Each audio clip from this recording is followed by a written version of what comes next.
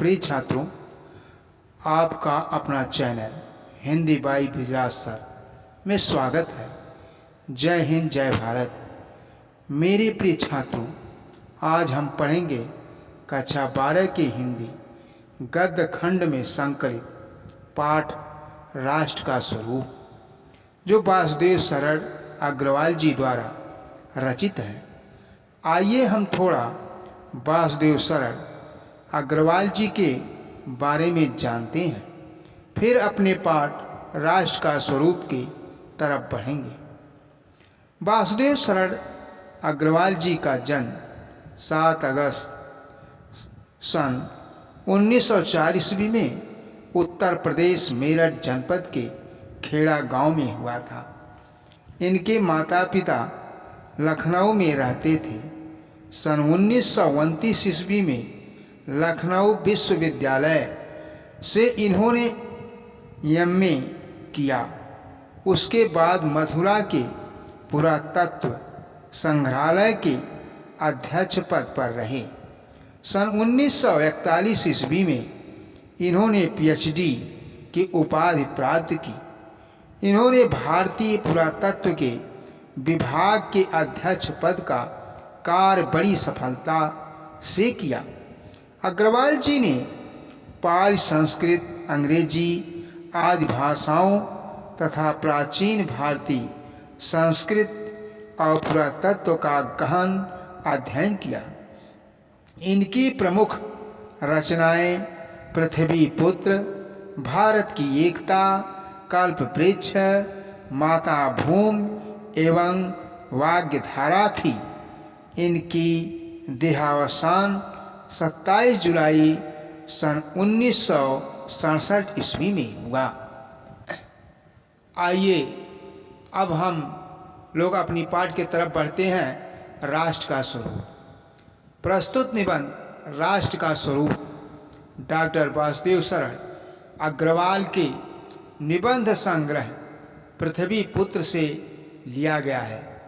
इस निबंध में लेखक बताते हैं कि राष्ट्र का स्वरूप जिन तत्वों से मिलकर बना है वे 3 तत्व हैं: पृथ्वी, जन और संस्कृत। आज हम पृथ्वी अर्थात भूमि के बारे में पढ़ेंगे। तो पहले हम चलते हैं भूमि के बारे में। भूमि का निर्माण देवों ने किया है। जिस पृथ्वी पर हम आप सभी लोग निवास करते हैं, इस पृथ्वी का निर्माण जो है आदिकाल देवताओं के द्वारा हुआ है। वह अनंत काल से है। यह आज से नहीं, बहुत पुरातत्व काल से, बहुत अनंत काल से यह पृथ्वी का निर्माण हुआ है।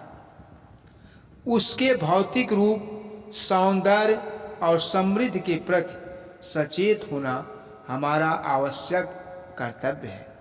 भूमि के पार्थिव स्वरूप के प्रति हम जितने अधिक जागृत होंगे उतनी ही हमारी राष्ट्रीयता बलवती हो सकेगी। जितना ही हम पृथ्वी के पार्थिव स्वरूप के प्रति सचेत होंगे, जागृत होंगे, उतना ही यह राष्ट्र हमारा बलवती होगा। यह पृथ्वी सच्चे अर्थों में समस्त राष्ट्रीय विचारधाराओं की माता है। जो राष्ट्रीयता पृथ्वी के साथ नहीं जुड़ी वह निर्मूल होती है। जो राष्ट्रीयता इस पृथ्वी के साथ नहीं जुड़ा है वह निर्मूल होता है।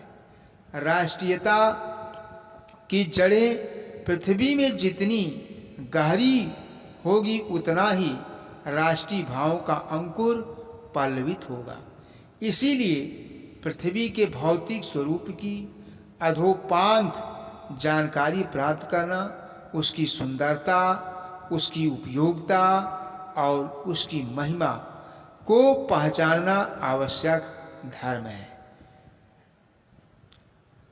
इस कर्तव्य की पूर्ति सैकड़ों हजारों प्रकार से होनी चाहिए। यह नहीं है कि 1 प्रकार 2 प्रकार से होनी चाहिए। इस का कर्तव्य की पूर्ति सैकड़ों और हजारों प्रकार से होनी चाहिए। पृथ्वी से जिस वस्तु का संबंध है, चाहे वह छोटा हो या बड़ा, उसका कुशल प्रश्न पूछने के लिए हमें हमेशा कमर कसनी चाहिए। पृथ्वी का सांगोपांग अध्ययन जागरणशील राष्ट्र के लिए बहुत ही आनंदप्रद कर्तव्य माना जाता है। गांव और नगरों में सैकड़ों केंद्रों से इस प्रकार के अध्ययन का सूत्रपात होना आवश्यक है। उदाहरण के लिए पृथ्वी की उपजाऊ शक्ति को बढ़ाने वाले मेघ जो प्रतिवर्ष समय पर आकर अपने अमृत जल से इसे सींचते हैं। जैसे पृथ्वी की उपजाऊ शक्ति कैसे बढ़ सकती है बिना जल के, तो हर वर्ष आप देखते हैं कि मेघ जो है आकर के अपने अमृत जल को बरसाते हैं, जो इस पृथ्वी का उपजाऊ भूमि बनती रहती है। हमारे अध्ययन की परिधि के अंतर्गत आने चाहिए। उन मेघ जलों से परिवर्तित प्रत्येक तृणलता और वनस्पति का सूक्ष्म परिचय प्राप्त करना ही हमारा कर्तव्य है। जब वह मेघ तृणलताओं पे, वनस्पतियों पर अपने अमृत जल को बरसाते हैं, तो सब में जो है एक नई किरण की आस्फूर्ति होती रहती है।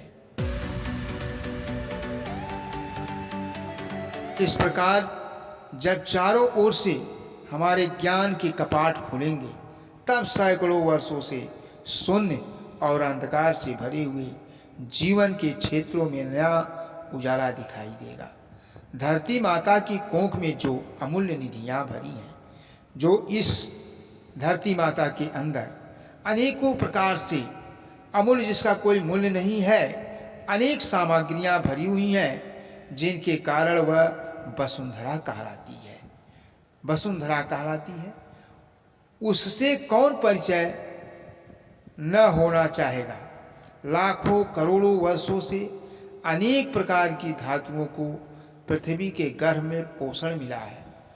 दिन रात बहने वाली नदियों ने पहाड़ों को पीस पीस कर अगणित प्रकार की मिट्टियों से पृथ्वी की देह को सजाया है। दिन रात बहने वाली नदियाँ जो इस पृथ्वी पर हमेशा निरंतर बहती हैं, वह अनेकों पहाड़ों को पीस पीस करके अनेकों प्रकार से जो है मिट्टियाँ लाकर इस पृथ्वी के ऊपर फैला देती हैं, जिससे यह पृथ्वी धन्य धान से भरपूर हमेशा हरा भरा रहता है। हमारे भावी आर्थिक अभ्युदय के लिए इन सब की जांच पड़ताल अत्यंत आवश्यक है। पृथ्वी की गोद में जन्म लेने वाले जड़ पत्थर कुशल शिल्पियों से संवारे जाने पर अत्यंत सौंदर्य के प्रतीक बन जाते हैं। जैसे पृथ्वी की गोद में जन्म लेने वाले जड़ पत्थर और एक कुशल शिल्पकार उस पत्थर को किस प्रकार के तराश तराश करके अनेकों प्रकार से मूर्तियाँ, अनेकों प्रकार से स्तंभ बनाते हैं, जो लोग उनकी पूजा भी करते हैं।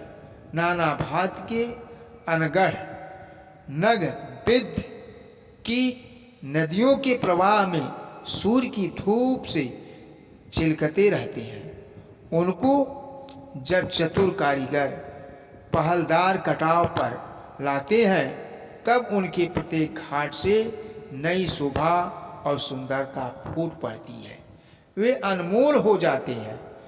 देश के नर नारियों के रूप मंडन और सौंदर्य प्रसाधन में इन छोटे पत्थरों का भी सदा से कितना भाग रहा है। अतएव हमें उनका ज्ञान होना भी आवश्यक है। पृथ्वी और आकाश के अंतराल में जो कुछ सामग्री भरी है, इस हमारी पृथ्वी के अंदर और आकाश के बीच में, इन दोनों के अंतराल में अनेकों प्रकार से सामग्रियां भरी हुई हैं।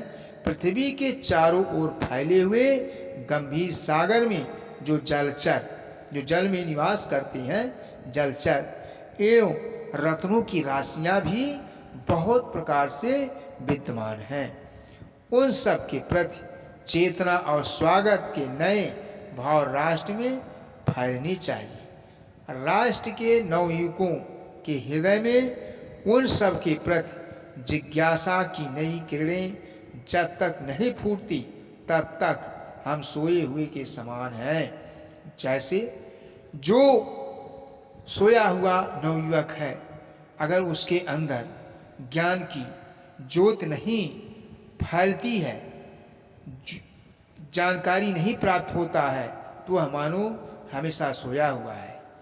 विज्ञान और उद्यम दोनों को मिलाकर राष्ट्र के भौतिक स्वरूप का एक नया ठाट खड़ा कर रहा है। यह कार्य प्रसन्नता, उत्साह और अथक परिश्रम के द्वारा नित्य आगे बढ़ाना चाहिए। हमारा इस ध्येय को ही राष्ट्र में जितने हाथ हैं उनमें से कोई भी इस कार्य में भाग लिए बिना रीता न रही, कोई छूटने ना पावे। तभी मातृभूमि की पुष्कल समृद्ध और समग्र रूपमंडन प्राप्त किया जा सकता है, अन्यथा सब निरर्थक हो जाएगा। जय हिंद, जय भारत।